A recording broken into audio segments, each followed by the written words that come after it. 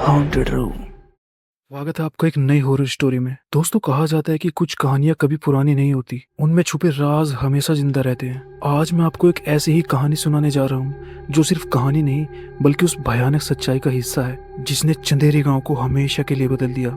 ये कहानी उसी स्त्री की है जिससे आप सभी बहुत अच्छी तरीके से वाकिफ है, लेकिन इस बार वो पहले से ज्यादा खतरनाक है। क्या गांव के लोग उससे बच पाएंगे या फिर इस रात उनका अंत लिखा जा चुका है? आइए जानते हैं आज की इस खौफनाक कहानी का सच। दोस्तों, एक छोटे से गांव चंदेरी की कहानी है जहां एक भयानक स्त्री रात में गांव के आदमियों का शिकार करती थी। पहले हिस्से में स्त्री को काबू करने के बाद गांव वाले कुछ चैन की सांस ले रहे थे, लेकिन उसकी दास्तां यही खत्म नहीं हुई थी क्योंकि अब वो वापस आ चुकी थी, और इस बार एक भयानक अंदाज में। दरअसल चंदेरी गांव में रात को फिर से अजीबोगरीब घटनाएं होना स्टार्ट हो चुकी थी। रात के अंधेरे में हवाओं का झोंका, दरवाजों का खुलना और फिर से कुछ आदमियों का गायब होना, ये सभी चीजें वहां पर कॉमन हो चुकी थी।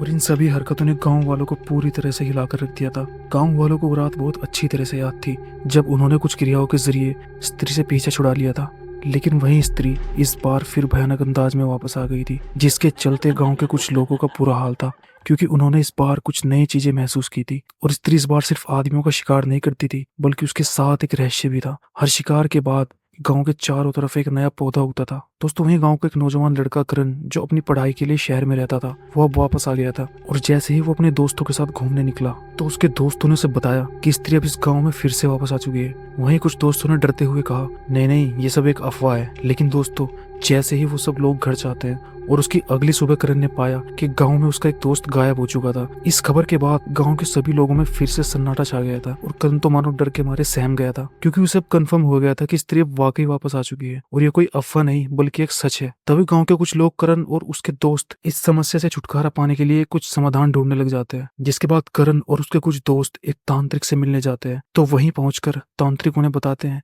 कि अब ये स्त्री पहले की तुलना में और भी ज्यादा शक्तिशाली हो गई है और इससे पीछे छुड़ाने के लिए हमें पूरी तैयारी के साथ जाना होगा। उसे रोकने के लिए पुरानी किताबों में एक मंत्र लिखा है जिसे केवल उसी जगह पढ़ा जा सकता है जहाँ पहली बार उसका अंत करने की कोशिश की गई थी, और वो मंत्र तभी काम करेगा जब इसे सही समय पर और सही स्थान पर पढ़ा जाए।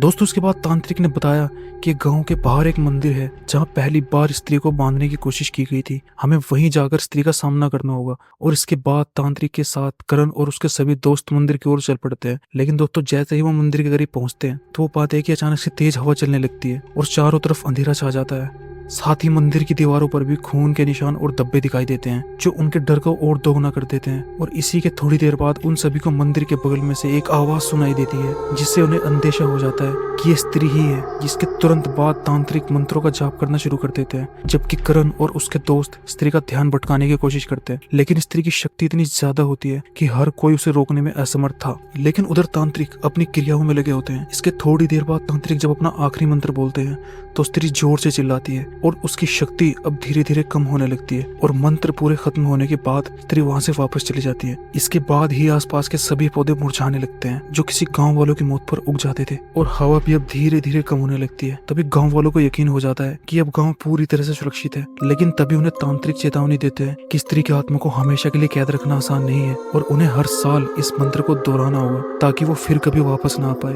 दोस्तों, अगली सुबह गाँव में सब कुछ नॉर्मल हो चुका था। लोग धीरे धीरे अपने कामों में लग जाते हैं। करण और उसके दोस्त राहत की सांस लेते हैं। लेकिन आपको क्या लगता है, क्या स्त्री फिर से वापस आ सकती है? तो हमें कमेंट सेक्शन में जरूर बताना। मिलते हैं आपसे अगली हॉरर स्टोरी में। तब तक के लिए अपना ख्याल रखिए क्योंकि डर कभी भी और कहीं भी लग सकता है।